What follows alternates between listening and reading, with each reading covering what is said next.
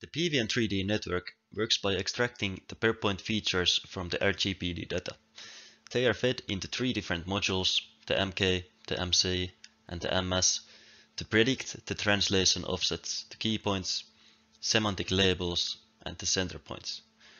A clustering algorithm is then applied to distinguish different instances with the same semantic label, and points on the same instance vote for their target key points.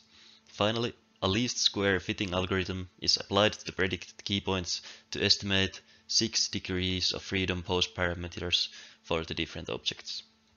Before training on the network can be started, data pre-processing has to be done for each 3D model.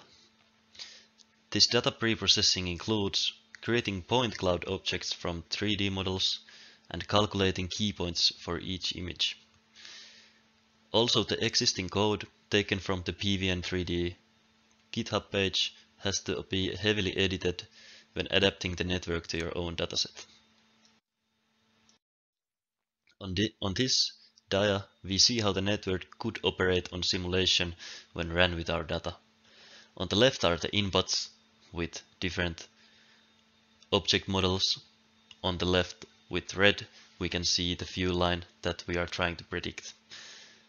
On the bottom left image is the depth data that is also an input from the RGPD camera.